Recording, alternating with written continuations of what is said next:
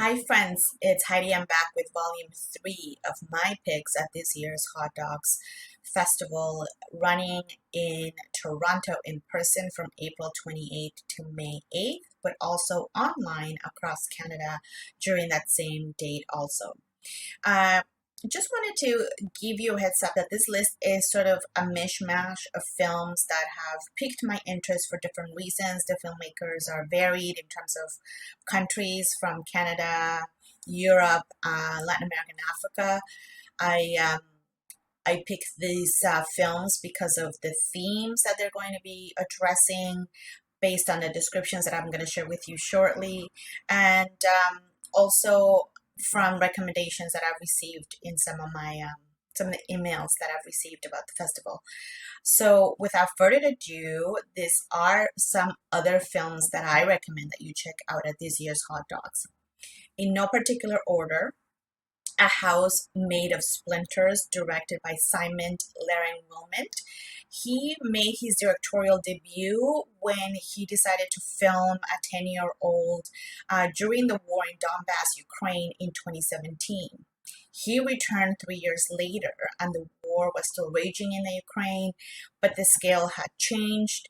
He returns to the front to capture an equally urgent look at the children that are caught in the increasingly cruel conflict.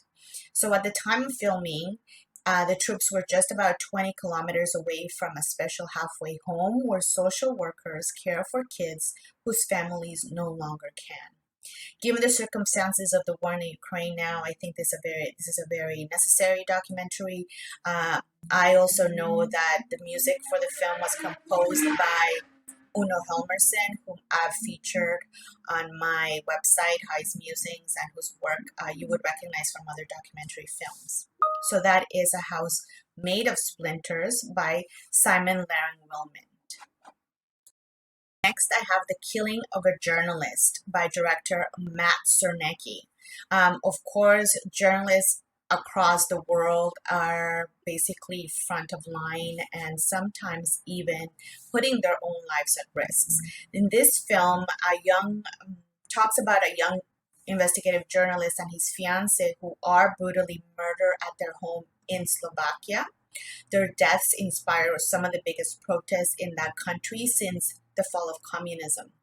The story then takes an unexpected turn when a source leaks the secret murder case file to the journalist's colleagues. So this is a never before seen blueprint on how corruption works and a testament to the power of journalism.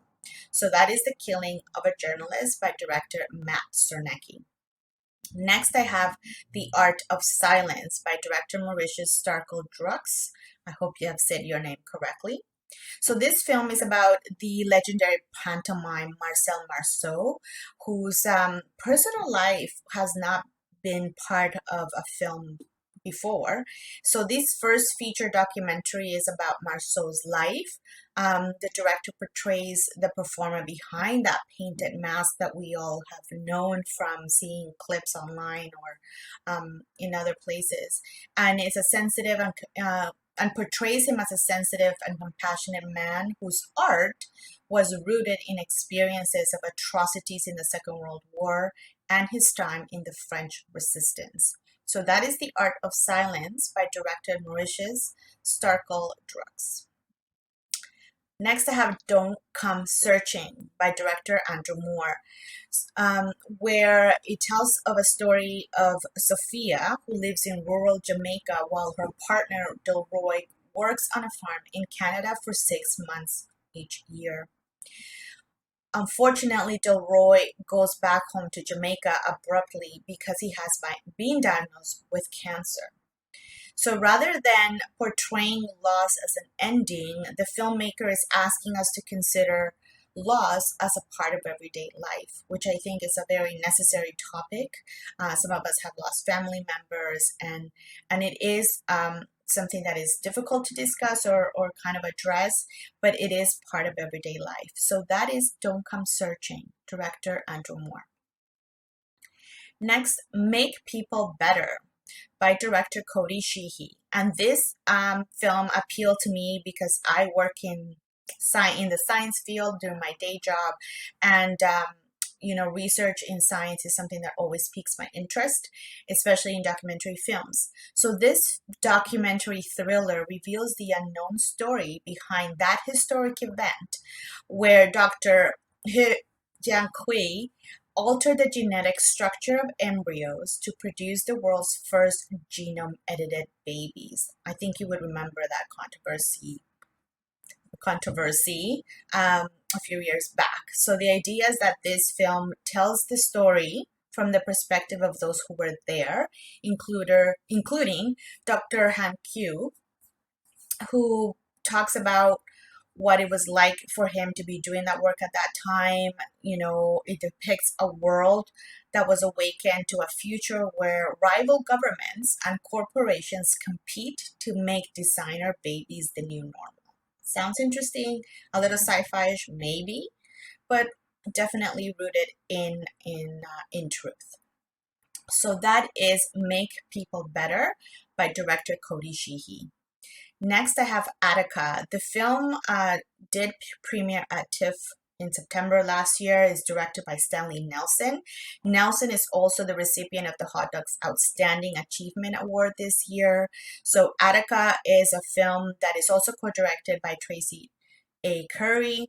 It takes us actually back to the summer of '71, where tensions between inmates and guards at the Attica Correctional Facility were at an all-time high.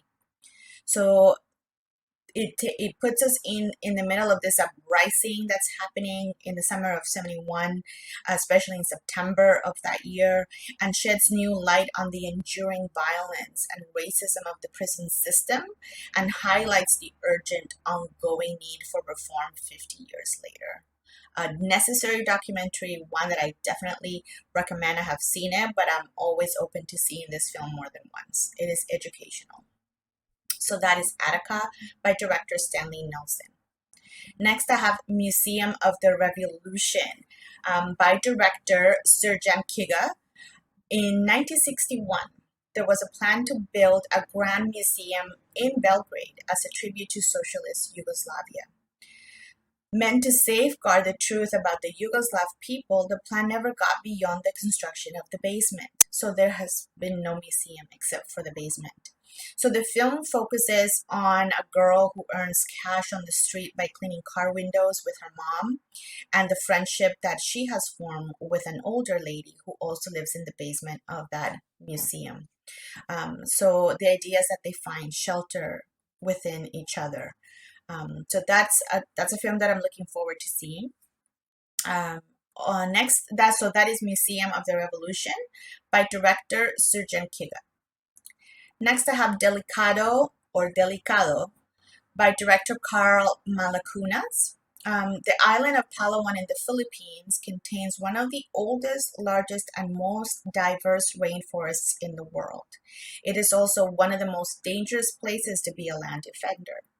So in the film, director Carl Malacunas will introduce us to Bobby Chan, who is a local environmental lawyer who is leading a bold group of renegade land protectors who guard the rainforest by peacefully confiscating and dismantling the chainsaws of illegal loggers.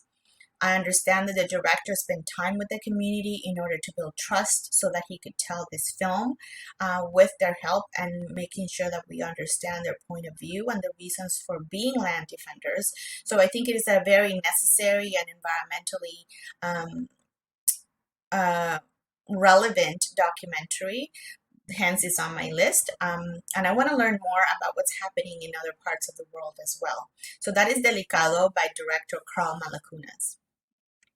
Next, I have on my list Returning Home by director Sean Stiller. This is Canadian. So we know from that residential school survivors have provided testimony and also have been talking about the present danger of Pacific salmon coming together in this film. So the director is setting us or taking us into the world of the Sehuaben people, and highlighting the work of Phyllis Jack Webster, who is the founder of Orange Shirt Day. She travels the country speaking with youth and embodies the resilience found throughout her community. And the idea is that her community is addressing multi-generational trauma, but they're also facing another type of colonial oppression in the form of overfishing in the crucial Upper Fraser River salmon runs. As Canadians, I think these films are necessary and also put a lot of things in perspective in terms of the history that we may or may not know about this country and the First Nations people of this country. So that is Returning Home by director Sean Stiller. Next, I have another film from Canada, Bill Reid Remembers, by none other than Alanis Abamsawin, who needs no introduction. She comes back to Hot Dogs with her 54th film, paying tribute to her friend's remarkable life and rich legacy. So in the film, we're going to learn about Reid's work at the CBC radio. During that time is when he learned to make jewelry, then learned how to make sculptures using Haida techniques and images. And then eventually this became sort of, the reason his life changed and also changed the Canadian artistic landscape. So the film is narrated by Abamsawin, but also Bill Reid before his passing, and recounts his complex childhood, his emergence as an accomplished artist, and his profound connection to his homeland. So that is Bill Reid Remembers by director Alanis Abamsawin. Next on my list is the story of Nelly and Nadine by director Magnus Guertin. Nelly and Nadine is the unlikely love story between two women who fall in love on Christmas Eve 1944 in the Ravensbrück concentration camp. So despite being separated in the last months of the war, Nelly and Nadine managed to later reunite and spend the rest of their lives together. How sweet is that? But also bittersweet, right? So these stories are also of interest to me because love in the time of war is something that sounds like an oxymoron, but it does happen. So that is Nelly and Nadine by director Magnus Guertin. Also on my list is Beautiful Scars by director Shane Balcore. It is based on Canadian musician Tom Wilson's best-selling memoir of the same name. The film traces back in time to unravel Tom Wilson's biographical history and eventually follows him to the Kanawaka Reserve, where he explores his Mohawk heritage and meets for the first time the birth family that didn't know he existed. Sounds like it's going to be quite a thought-provoking film. That is Beautiful Scars by director Shane Balcore. Last but definitely not least important is Images of Nordic Drama by director Neil Scope. It's the film that is following a persistent art collector who faces unexpected resistance while championing the work of an unknown Norwegian artist after finding a cache of paintings in a barn. So despite success abroad, the undiscovered work of Axel Valdemar Johannessen, an admired contemporary of Edvard Munch of the Scream fame, it takes nearly 30 years to launch that success. Why is that? Why do some artists or their works reach the pinnacle of success sooner than others? So the film is an insight into the art world politics, cultural institutions' ties to big business, and the power of exposure. I'm interested about the film because I'm an arts and culture vulture anyhow, but it also shows us how contact with works of art cultivate appreciation and memorability, and how essential access is to making or breaking an audience for an artist's oeuvre or masterpiece, if you will. So definitely a thought-provoking description of a film. That is Images of a Nordic Drama by director Neil Scope. So this film list, as you can tell, is very mixed in terms of themes, countries, filmmakers. I'm curious about a lot of different things, and that's why hot dogs and documentary films are some of my favorite is my favorite place to discover not just new filmmakers, but also learn new things.